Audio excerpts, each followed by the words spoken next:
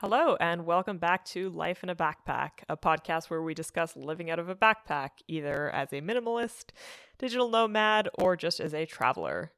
Today we're going to talk about apps on your phone, specifically 10 different apps that are convenient to have when you're traveling or when you're working abroad.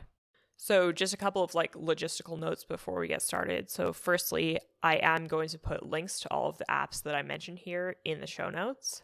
So if there's a particular app that you want to check out, definitely look there and there will be a link to it so that you can find it easily. And then secondly, none of these are like advertisements. I haven't been paid by the creator of any of these apps. These are all just apps that I've used personally. They don't necessarily fall into any particular category. They're just apps that I find that I use most often when I'm traveling, and apps that I've had a good experience with and that I would personally recommend for people who are traveling and working and doing the same sorts of things that I have. And then just lastly, this is definitely not an exhaustive list. This is just a list of things that people might not already be aware of. Obviously, there are some apps that virtually everybody has when they're traveling that I didn't mention here. So for example, most people have some sort of maps or navigation app, Apple Maps, Google Maps, something like that. Or most people have some sort of alarm app, or most people have some sort of translation app. These are just things that everybody kind of carries with them that are really, really convenient. But I just wanted to focus on some more niche apps because those are things that people are generally already aware of and that you probably already have on your phone and don't need me to recommend to you if you're already listening to a podcast about backpacking for an extended period of time. So with those things out of the way, let's dive in. So my first app recommendation is called maps.me. This is not the same as Google Maps or Apple Maps or any sort of standard navigation app. This differs in one key aspect, namely that you don't need cell data in order to use it. So basically the way this app works is you download it, and then when you go into the app, you can download particular regional maps within the app itself. So for example, let's say you're going to Beijing, then before you go to Beijing, you would go into this app and you would download the apps download the maps, for Beijing, and then you would have access to those maps even if you're offline. So this is something that I've found really useful just because whenever you're going to a new place in particular, you don't necessarily always have a SIM card right away, right? And not having to rely so heavily on a SIM card, I find is also a really good way to save money, just because usually people who are selling SIM cards at the airport know for a fact that you are absolutely desperate to get your hands on a SIM card the moment you get out of the plane, right? So oftentimes they're going to charge you really, really high prices for a SIM card.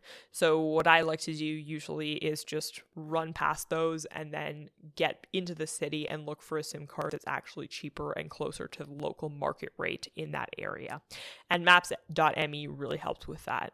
It is a completely free app. It's one of the first ones that I started using. And it's just good for finding places and orienting yourself initially. The other thing, obviously, that can often happen is sometimes you'll be in a place where all of a sudden your connection just kind of craps out on you. And when you're in a place that's already completely unfamiliar to you, it's majorly inconvenient to lose yourself somewhere in a city. Or you might find yourself the night of your arrival looking for your hotel, or maybe even just looking for the SIM card store. So maps.me, as you can imagine, as an offline maps app, isn't entirely perfect. In particular, sometimes it will have to think for a minute to figure out where you actually are, simply because you're not connected to any sort of cell network. But with that being said, I have found it to be by far the most reliable offline maps app, and definitely miles better than just having to look around or trying to navigate on your own. And it does have a lot of the convenient features that come with regular maps apps. So it will have a database of businesses, for example. So if you're going to the Westland Mall or something like that, and you type in Westland Mall in Google Maps, it will know where that is, right? And it'll know what the address of that business is. And maps.me doesn't have necessarily every single business. I wouldn't say its database is as extensive as something like Google or Apple, but I definitely have found it to be quite extensive, considering the kind of app that it is. The other thing that kind of limits it a little bit is that you do need to download the map before you actually go to a particular place. So it's not like you download the app and all of a sudden you have the entire world at your fingertips. So this is like a bit of an inconvenience, but is actually also a plus because you don't need to use all of that storage space, right? It does use on the order of, I would say, like a couple of 100 MB per app for like a particular city that you're going to. So you can imagine if you're storing the map for the entire world on your phone, that's going to take up quite a bit of storage space. So it's an inconvenience to not have the entire world on this app already downloaded, but it's also convenient in terms of storage. I think most people have somewhat limited storage on their cell phone. And so what you do need to do before you go to a particular place is to download the map for that particular city or that particular region. It does cover places outside of cities. So it's not like if you're going to a place that's like somewhat outside of Beijing, it's not going to cover that. It definitely will. But sometimes you'll need to download multiple maps in order to get the entire region. So just something to remember if you do plan on using this app. If you're sitting at the airport, a good thing to do while you're trying to kill time waiting for your flight to start boarding is to just make sure that you have the map downloaded, because the most frustrating thing is getting to the city and realizing, oh crap, I forgot to download the map, and this is a weird clunky airport where there's like absolutely no Wi-Fi or anything like that, because that, defeats the purpose of having the Maps app in the first place. So definitely make sure that before you're going on a trip, you have those maps already downloaded so that you can get there and just kind of go ahead and get to where you need to go. The second app recommendation is Sygic Travel. And to the creators of Sygic Travel, I'm very sorry if I'm mispronouncing the name of your app. This is my best attempt, but it's spelled Sygic Travel. So they have a free and a premium version. I usually just use the free version, but this is probably one of the most underrated apps that I've ever come across. And to be quite honest, it was like the main inspiration for this episode. Like half of the reason why I'm doing this episode in the first place is to just promote Sygic Travel. And again, this is not an advertisement. This is purely just like my enthusiasm. So Sygic Travel is basically something that you can help to that allows you to plan out your travels within a particular city. So it has like a database of the different sites that you can see in a particular city. So like, for example, it will have like sites like, churches or like monuments or anything like that, museums in a particular city, and you can choose the places that you want to go to. It will also have like a limited database of things like accommodations and restaurants, but you can definitely also like put in the place that you're staying at, and it will basically create the most efficient route for you and how you should take that route. So it'll say like, hey, you should go from your hotel, you should walk for 15 minutes and go to this museum. And then, oh yeah, right in the area, there's like this statue that you wanted to see. And then, oh yeah, there's this like memorial over here and things like that, right? So that you're not like running around the city trying to get from one place to the other. And so it automatically looks at things, or looks at what's like geographically the closest, and will create an order of sites that you want to see in the city that makes the most geographic sense. But that is not all this app does, though I find that is a brilliant idea. I'm not sure why it is that there aren't more apps like this, because it really helps to know what's nearby, right? So like, especially in these places that have like really dense amounts of like sites that tourists want to see, oftentimes the different sites will just be like less than a 10-minute walk apart. And so to know like, oh yeah, like this statue is just like, a 5-minute walk from where I am right now, I'd better hit that and then, work on this different area of the city tomorrow. That's like really convenient. The other thing it'll do for you is tell you like how much time it will take. So you can decide like between any two particular sites, you can tell it whether you want to walk or whether you want to drive, and it will create time estimates. And you can also tell it things like, how long of a break you want, or like how long you want to spend at a particular site and things like that. I usually like to budget a little bit more time in between, but it will help you to get a sense of how long it's going to take you to see all the things that you want to see in a particular city, and or like if you have a set amount of time that you're going to spend somewhere and like that's your time budget, it will help you to prioritize the things in that city that you want to see the most, right? So for example, you can go to a city and say like, oh, well, these are the 10 sites that I want to see. And well, like I want to walk between these two sites and then take a taxi between these two sites and so on and so forth. And they'll say, okay, well, these 10 sites are going to take you a total of like 13 hours or something like that to see. And then it also has a calendar feature, so you can say, okay, well, on Thursday the 17th, I want to go to this place, and then on Friday the 18th, I want to go to like all of these places, and so on. So you can definitely also plan like between days. The other thing that this will do is it will show you information about the particular sites that you're going to see. So for example, like let's say you're going to a particular museum, you can click on that museum and it will tell you everything you need to know. So usually it'll link to its official website or the Wikipedia page or things like that. It'll give you like a brief overview of what the significance of that site is, so that if you're not sure whether you want to go see it, it will tell you like why it's significant and what the history of it is in like one or two like brief paragraphs.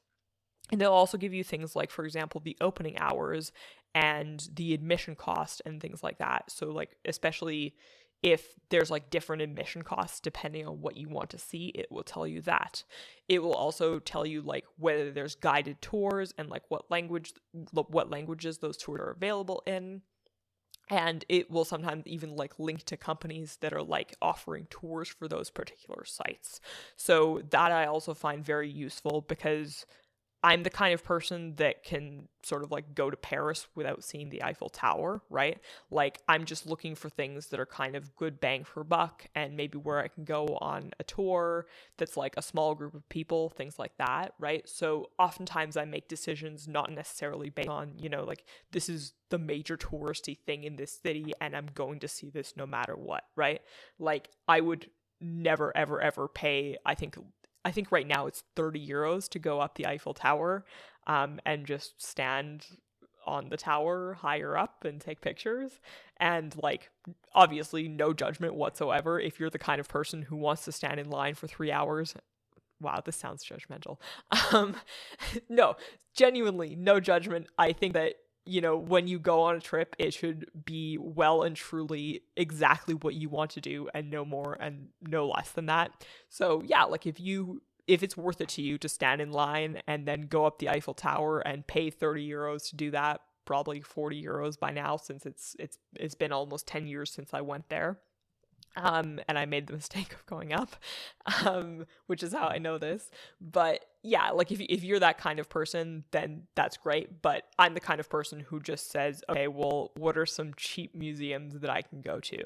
Because I find that you can, when you're going to different places, you can never really know whether it's going to be good or bad until you're there, right? So, for example, in the TV show Friends, there's one episode where one of the characters talks about going to this like antique button museum. And I think that's kind of the perfect example, even though it's made up.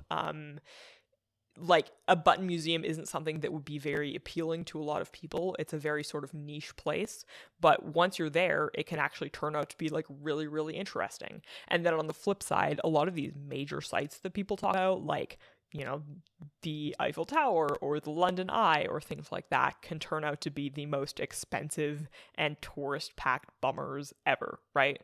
So yeah, like I really like to make decisions just based on like price and what's nearby and things like that. And I really like checking out things that are particularly niche. Like, for example, a button museum. I would actually love to go to a button museum.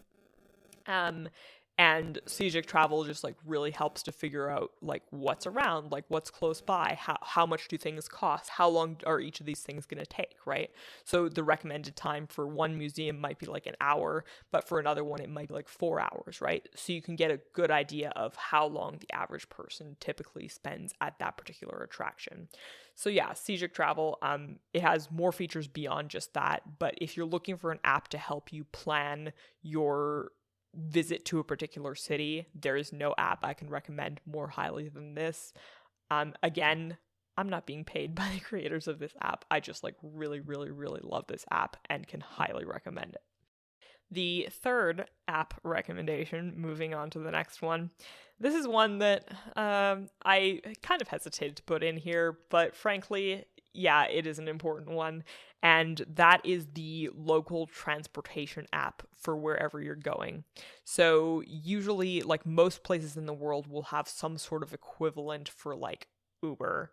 And I try to stay away from Uber in particular, just because I've had nothing but bad experiences with them, and I kind of cringe whenever I have to use the Uber app, and I only use it like whenever absolutely necessary.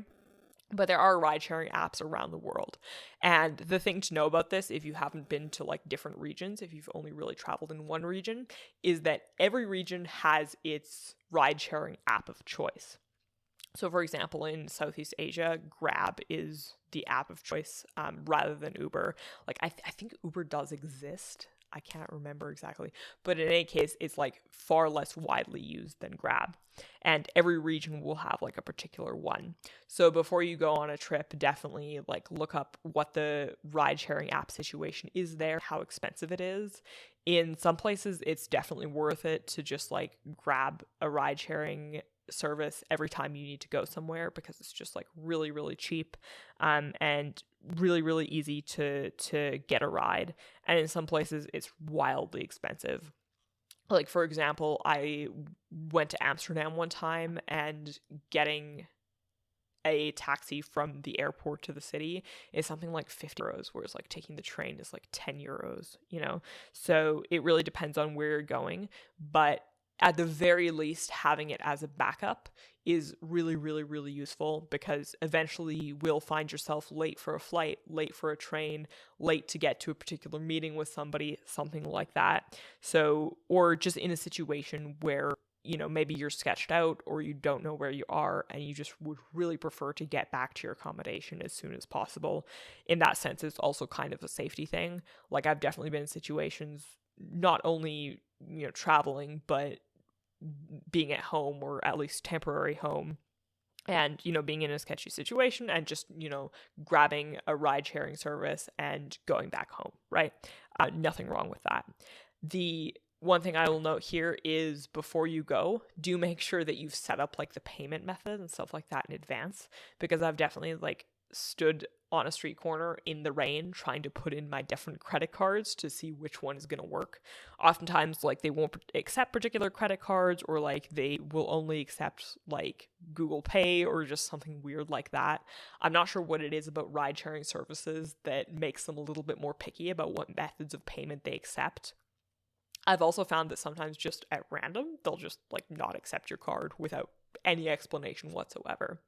And that's compounded by the fact that while these ride sharing apps are really, really useful, a lot of them in particular regions, I found especially in Central Asia, won't actually be in English, which surprisingly doesn't make them impossible to navigate. Like, but most of them have a pretty standard setup, and you can pretty much figure out like, okay, well, you know, this is where the nearest car is, and this is how much it costs, and so on and so forth.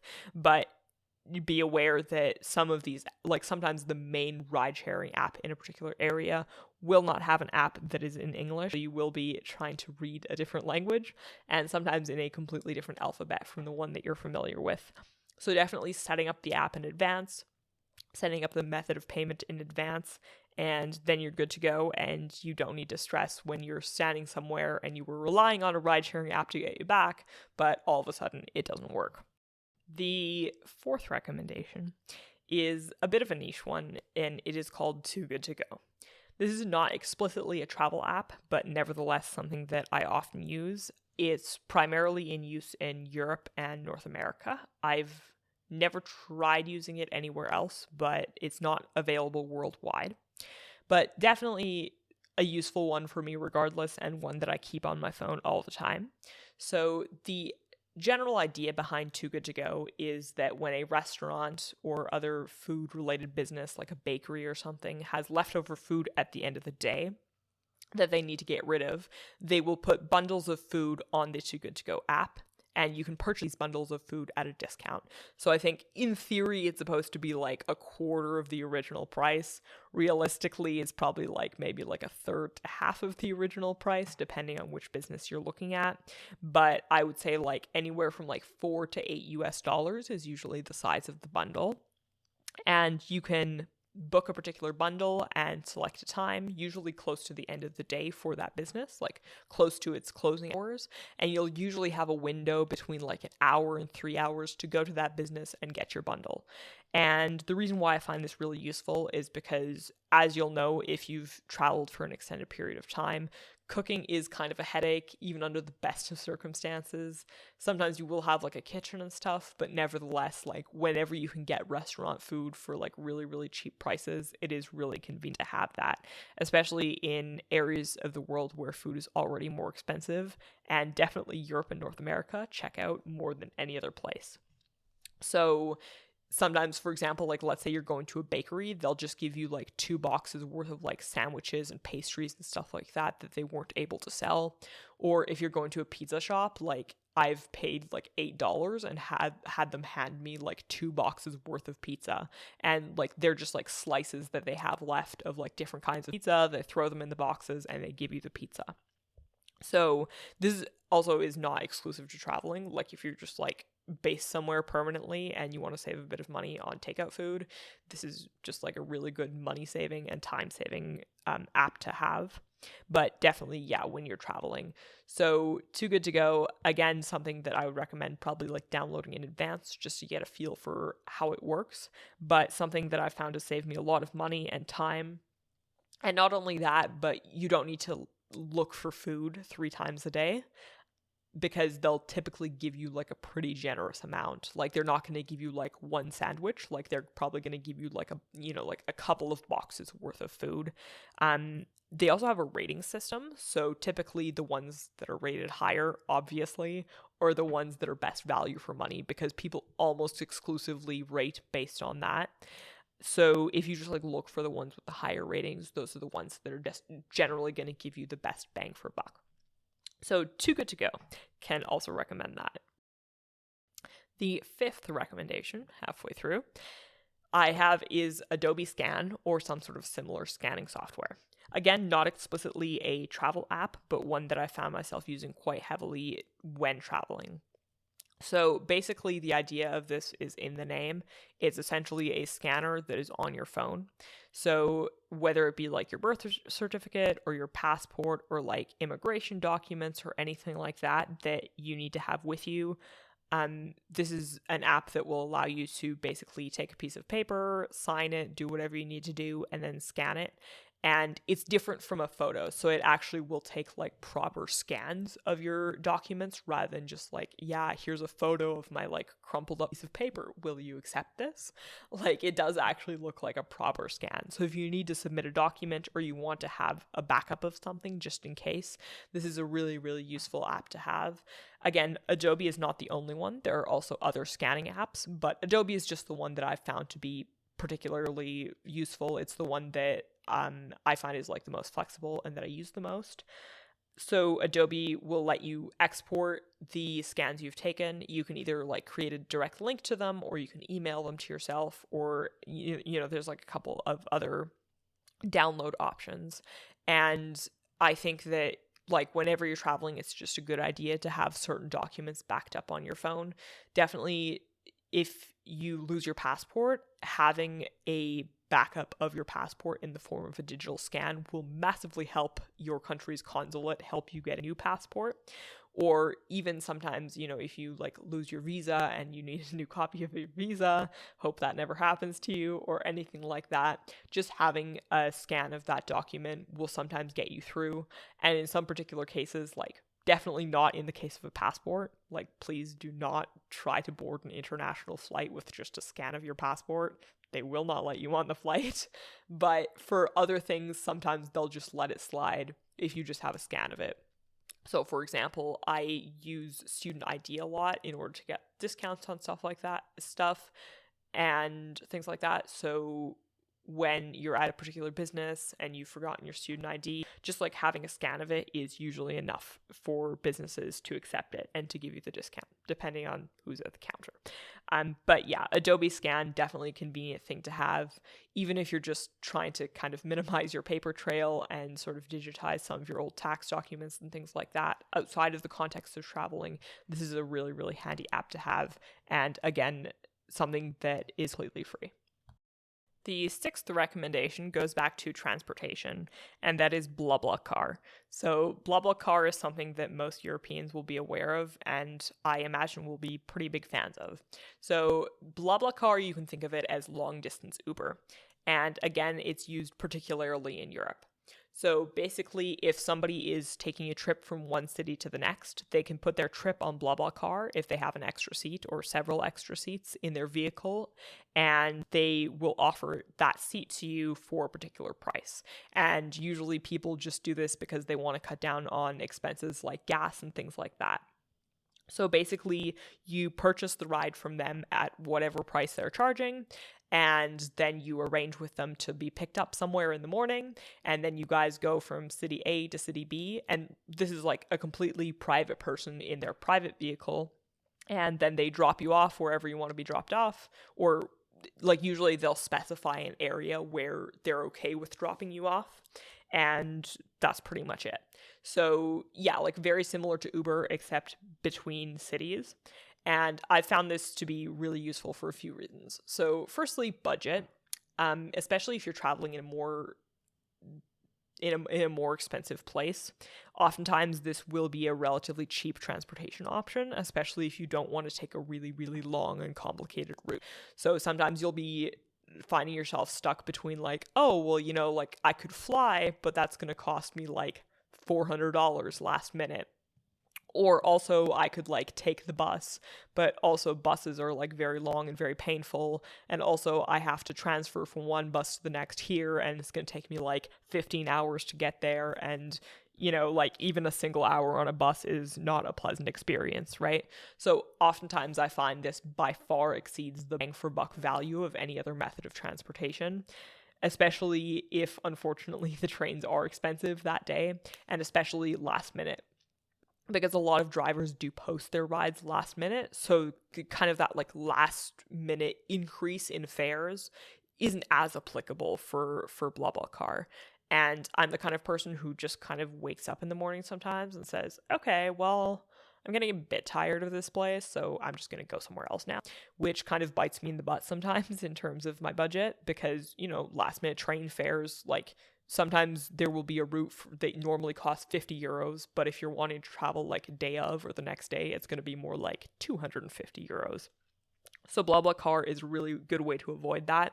The other thing is just like it's more comfortable, and comfortable depends on the person. Like, you know, some people are ridiculously uncomfortable sitting in a stranger with their car, and because this is a private individual, you know, their driving habits aren't always perfect, and that's not something that you like sometimes people just like aren't comfortable with that arrangement, right? And that's like totally fair, but I personally am comfortable with it. I've never had an experience where a driver has been uncomfortable or anything like that. Usually like the cars are very clean, the people are very friendly, and it's, you know, it's like fast, it's convenient, it's much more comfortable than sitting on a bus. And if that person is open to chatting, I also really like to talk to them and just kind of, you know, have a casual conversation. And sometimes you can get into a really interesting discussion with them. So definitely like kind of on the more adventurous side in terms of transportation arrangements, but something that I really, really love. I've already mentioned in a previous episode that I really like taking the train, but next to the train, this is definitely my number one preferred transportation alternative. So BlaBlaCar, definitely recommend checking that out. Number 7, I think we're on number 7. I hope we're on number 7, but I should have numbered these in advance. But number 7 is a bit of a meta recommendation, and maybe not one that needs to be made to this particular audience, but it is a podcasts app. So podcasts are, I think, like the best form of entertainment that you can have with you on your phone for a few reasons. So first of all, because some people have very limited data storage on their phone. Podcasts are a really good way to have like many, many, many hours of entertainment on your phone, because they don't take up as much storage space, because video obviously takes up a lot more space than audio does. I also think, like, depending on your mode of transportation, podcasts are like a lot easier to listen to than like some other form of entertainment, right? And they can definitely, I find, capture your attention for like a much longer period of time. If you're currently traveling from one city to the next listening to this podcast, then I'm so proud. Hi. Have a good trip. So yeah, like podcasts definitely are like a really, really convenient way to keep yourself entertained on these long trips in a blah blah car or a train or a bus. I also think they're just like really accessible to travelers because they are free, and because also they do drain your battery a lot less. So you'll notice that if you download TV shows to watch on your phone or on your computer during like a flight or something like that, you'll notice that your battery is usually gone in like 10 seconds. And I really like to preserve my battery. I even keep with me like one of those external charging devices, just in case something goes wrong. Because oftentimes what happens when you get to your destination is like a really big question mark. Like all you know is that, yeah, you'll be arriving at the Warsaw bus station, but you don't really know what awaits you there. And kind of like your arrangements to get from the bus station to the accommodation are a bit like iffy. Definitely, like, do look it up ideally. But if you're as spontaneous as I am, sometimes you're just like on a bus and wondering, I wonder what's going to happen when I get there late at night, right? So definitely, like, if you want to preserve your battery, then podcasts are a really good way to do that, just because they're audio. You don't have to wear out your battery by like having your screen on all the time. And yeah, like hours and hours of free entertainment, informative entertainment that can also kind of keep you a little bit in the loop and kind of keep you grounded. I also think that having podcasts that you listen to on a regular basis, and this also goes to an extent for like TV shows and stuff like that, is just a really good way to have like a routine, whether it's like a morning routine or a travel routine or anything like that. Just kind of having something that you listen to on a regular basis is a really good way to kind of ground you and sort of like bring you back to your home base, right? And this is just kind of something that has this sort of soft emotional quality to it. But when your environment is changing all the time, a lot of times you'll just like crave the familiarity of just like the comforts that you're used to, right? Like a particular TV show or a particular food or a particular place or person or something like that. And I find like I probably have about like, I would say like 10, 15 podcasts that really make up the core of what I listen to. And just to kind of have those to refer back to and kind of have that sort of like consistent and familiar thing, I find is like really valuable. And again, like podcasts are completely free, right? Like most podcasts, like even the ones that have some sort of like paid tier or something like that, they'll also offer a lot of really high quality free content, because that's how they get you to pay for them in the first place, right? So the worst case scenario, you download the podcast app, you start listening to some podcasts and decide that this format of information is just not for you. But definitely a very low risk thing to try out, and good for like really, really, really long trips, like long painful bus rides and things like that. The eighth app, or rather category of apps in this particular case, is money apps. And I'm going to break this down into kind of two subsets. The first of which is relatively self-explanatory, and that is like banking apps. So definitely have at least one online banking app. I know some people don't like using apps for online banking, and that's completely fair enough. But if you're in a pinch, then it's always extremely valuable to have money that's available to you, right? Like if you lose your wallet and you need to send yourself money, or if for some reason like your credit card got declined and all of a sudden you need to pay off another card in order to be able to use it, or whatever your situation is, having access to your bank account is just completely invaluable and just, a common sense thing to have. The other thing, though, is having some sort of money transfer app. So a lot of people really like Wise, and this is just something that I'm getting into. So I'll talk a little bit more about this in a future episode. But Wise is essentially an app that allows you to convert money between different currencies at like a really, really low exchange rate.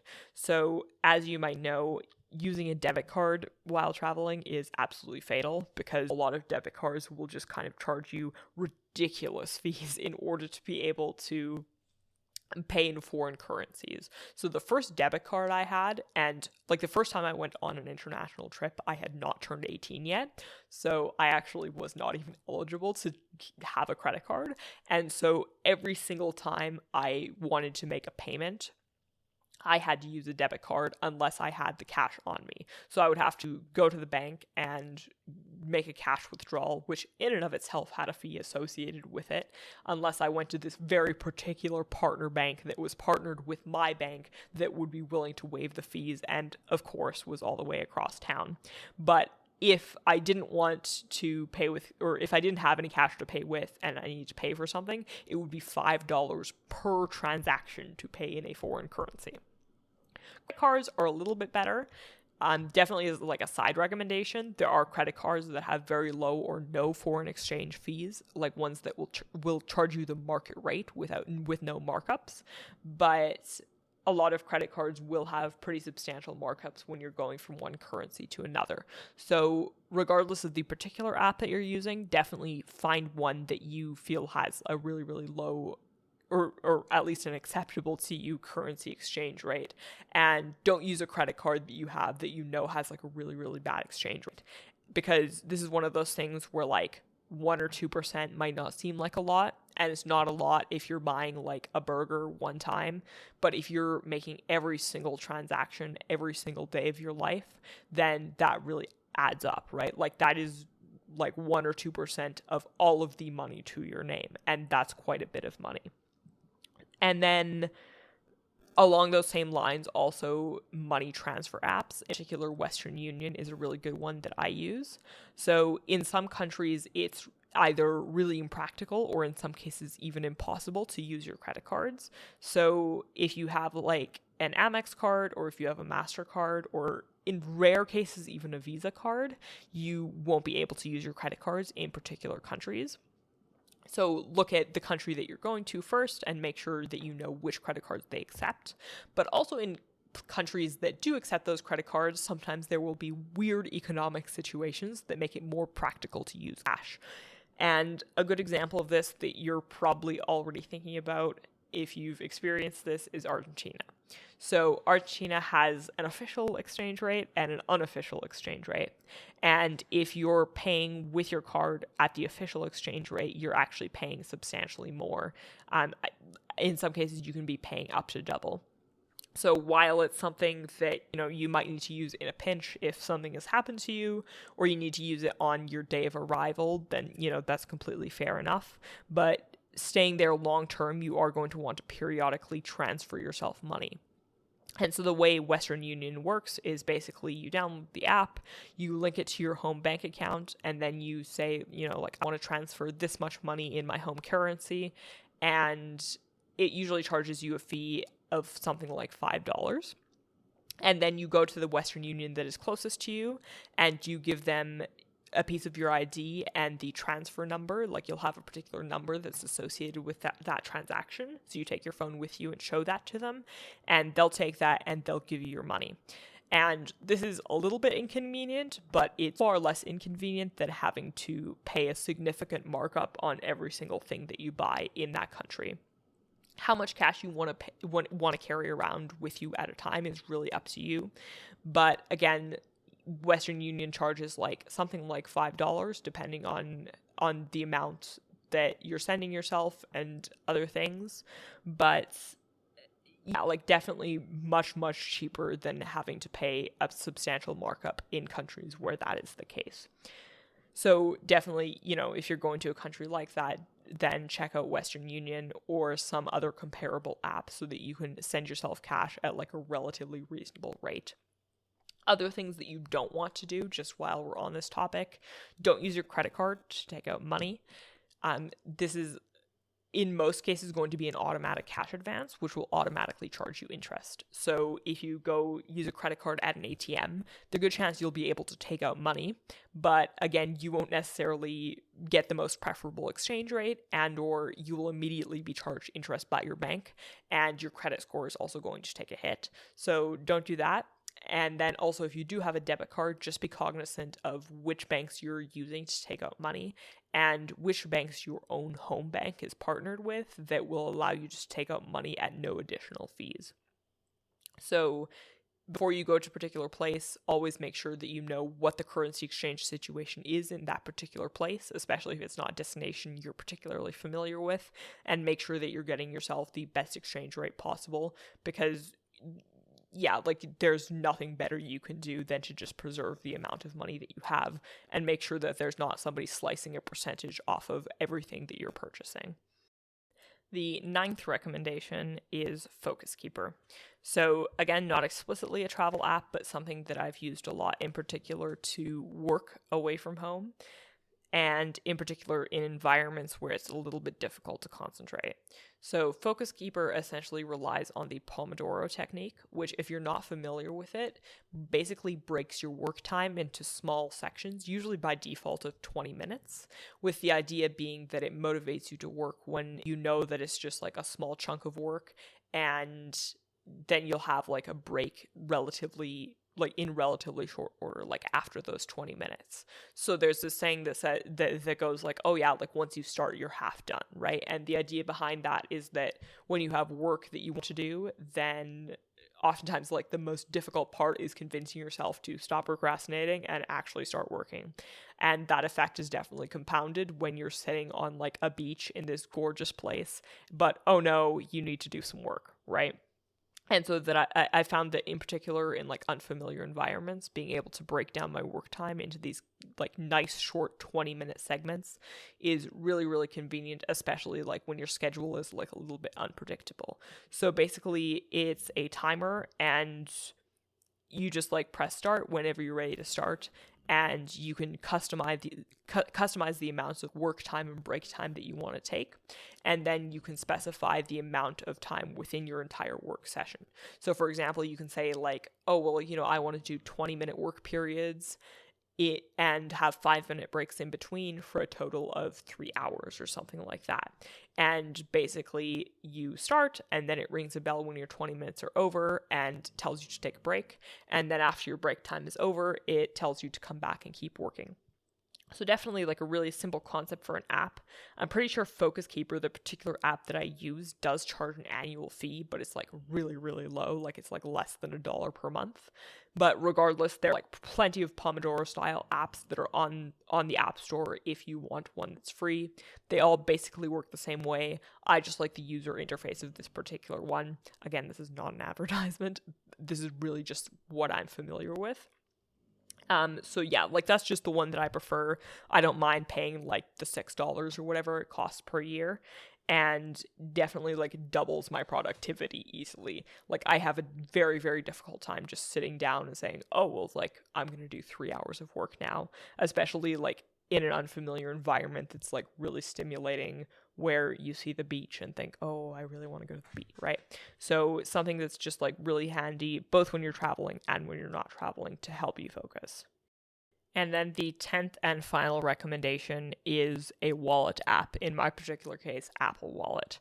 So this is maybe not the sexiest of recommendations, but it is something that I found to be really important to have. And I actually didn't use it for like the first few trips that I took, just because I found it to be like very redundant. Like, why would I want to have a digital credit card when my credit card is right here in my phone case, right? But I think that this is a good all-around backup to have, because it's not just a place like to put cards, which is helpful in and of itself. Like if you lose your credit card, then you can basically just like tap your phone and use it as a card. Be aware that there is limited capacity to that when you are in a different country, and sometimes either like your banks will lock your cards if you don't use the physical card for long enough, or sometimes there's a limit to how much you can tap your card. But it's definitely a good backup to have in case you do lose your wallet. And also just keeping your phone and wallet separated is always a good idea. But this is also a backup for other things. So for example, you can have rewards card in it if you have any like rewards cards that you use, particularly things like airline rewards cards and things like that.